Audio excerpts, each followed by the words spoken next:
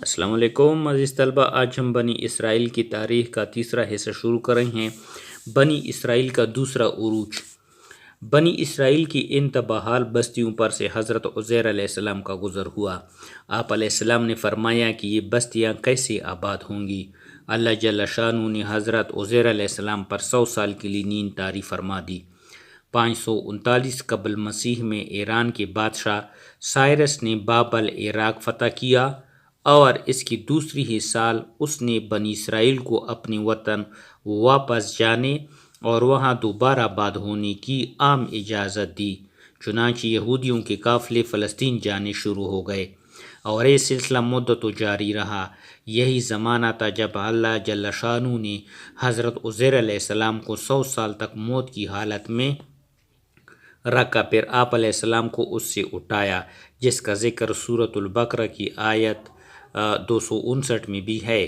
حضرت عزیر علیہ السلام نے بنی اسرائیل کو توبہ اور رجوع اللہ کی دعوت دی۔ آپ علیہ السلام نے ان کی نظریات، عقائد اور اعمال و اخلاق کی اصلاح کا سلسلہ بھرپور انداز میں شروع کیا۔ چنانچہ حضرت عزیر علیہ السلام کی کوششوں سے، اصلاح احوال کے حوصلے سے ان میں ایک نیا جذبہ بیدار ہوا۔ حضرت عزیر علیہ السلام نے تورات کو بھی یادداشتوں کی مدد سے نئے سرے سے مرتب کیا، جو بخت کے حملے کے دوران گم ہو گئی تھی۔ ہیکل سلیمانی کو بھی دوبارہ تعمیر کیا گیا۔ بنی اسرائیل کا دوسرا زوال۔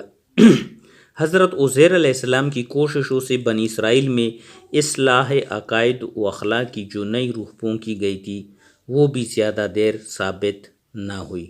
آپ علیہ السلام کے بعد بہت جلد یہ لوگ دنیا پرستی میں گرفتار ہو کر خواہشات نفس کے بیچاری بن کر رہ گئے۔ ایرانی سلطنت کے زوال کے بعد یونانیوں کو عروج حاصل ہوا۔ فلسطین جو ایک الگ ریاست تھی، اس کا سربراہ بھی ایک یونانی مقرر ہو گیا۔ اس دور میں یونانی تہذیب اس حد تک بڑھنے لگی کہ یہودیوں کا بااثر طبقہ بھی اس کی یونانی تہذیب و ثقافت کا دلدار ہو گیا۔ پھر نوبت اس حد تک پہنچ گئی کہ شاہی فرمان جاری کیا گیا کہ فلسطین کے ہر شہر و قصبہ میں ایسی قربان گاہیں تعمیر کی جائیں جہاں مشرکانہ رسوم اور دستور کے مطابق یونانی دیوی کے نام پر قربانیاں دی جائیں، اور اس فیصلے پر عمل درآمد کرانے میں کوئی کسر باقی نہ رکھی جائے۔ جو کوئی اس فیصلے کا انکار کرے، اس کے ساتھ انتہائی سختی سے نمٹا جائے۔ چنانچہ 128 قبل مسیح میں اس ظالمانہ حکم نے ایک انقلابی تحریک کو جنم دیا، جو تاریخ میں مکابی تحریک کے نام سے مشہور ہوئی۔ یہودیوں کی ایک خاص تعداد اپنے رہنما کے جھنڈے تلے جمع ہو گئی اور ان کی کوششوں سے ایک آزاد یہودی مملکت مورز وجود میں آئی۔ یہ سلطنت 27 قبل مسیح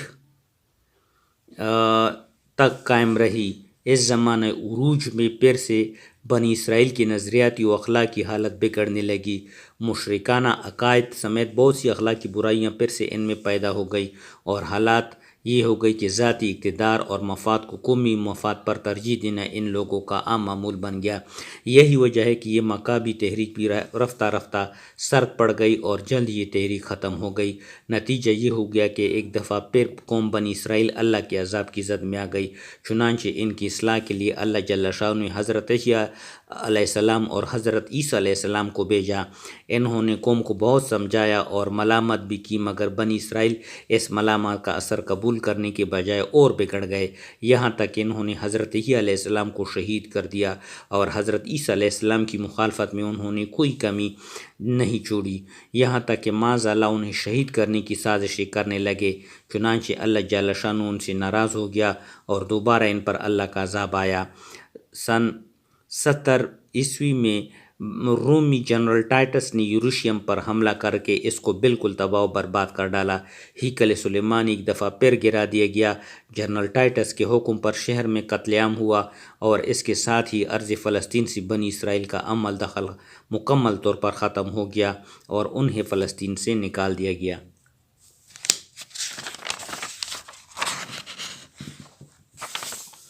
بنی اسرائیل موجودہ دور میں۔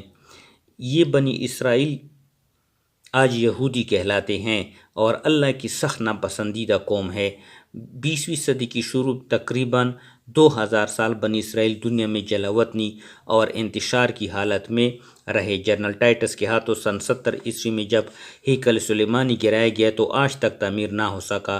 1917 میں حکومت برطانیہ نے فلسطینی مسلمانوں کی مرضی کے خلاف بلفور ڈکلریشن کے ذریعے یہودیوں کو فلسطین میں آباد ہونے کی اجازت دے دی۔ یہودیوں نے فلسطین میں پاؤں جماعتی اسلحے کے زور پر مسلمان آبادیوں کو ختم کر کے یہودی بستیاں تعمیر کر دی۔ 1948 میں یہودیوں نے فلسطین پر ناجائز قبضہ کر کے ایک یہودی ملک اسرائیل بنانے کا اعلان کر دیا، جسے تقریباً دنیا بھر کے مسلمان ممالک نے منظور کر دیا۔